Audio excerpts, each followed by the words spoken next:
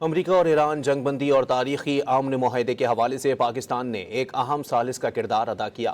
وزیر اعظم شہباز شریف اور army chief general Asim Munir کی ذاتی درخواست پر امریکی صدر کی جانب سے ایران کے خلاف ممکنہ کارروائی کو پہلے 2 ہفتوں کے لیے مؤخر اور بعد ازاں غیر معینہ مدت تک بڑھایا گیا۔ پاکستان نے اسلام آباد میں تاریخی مذاکرات کی میزبانی کی۔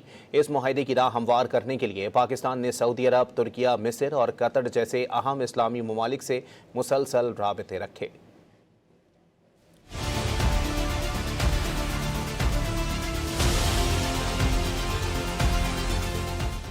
پاکستان نے امریکہ اور ایران کے مابین جنگ بندی اور تاریخی امن معاہدے میں ایک انتہائی اہم ثالث کا کردار ادا کیا۔ خطے میں کشیدگی کے خاتمے کے لیے پاکستان کی سفارتی کوششوں کو عالمی سطح پر بے حد سراہا گیا۔ وزیر اعظم شہباز شریف اور army chief general Asim Munir کی ذاتی درخواست پر امریکی صدر کی جانب سے ایران کے خلاف ممکنہ کارروائی کو پہلے 2 ہفتوں کے لیے مؤخر اور بعد میں غیر معینہ مدت تک بڑھایا گیا۔ پاکستان ایرانی تہذیب کو صفحہ ہستی سے مٹانے کی دھمکی دینے والے امریکہ کو مذاکرات کی میز پر لے آیا۔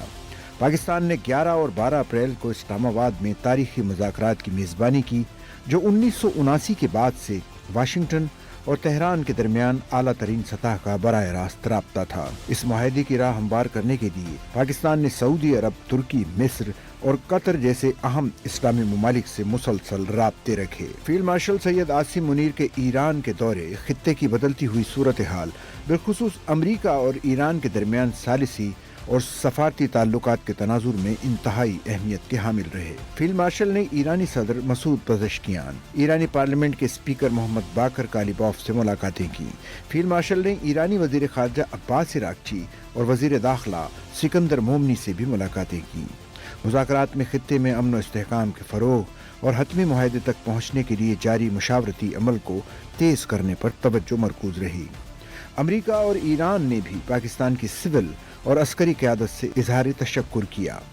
دنیا نے مان لیا، پاکستان نے تاریخ رقم کر دی، جنگ بندی ممکن بنا دی گئی۔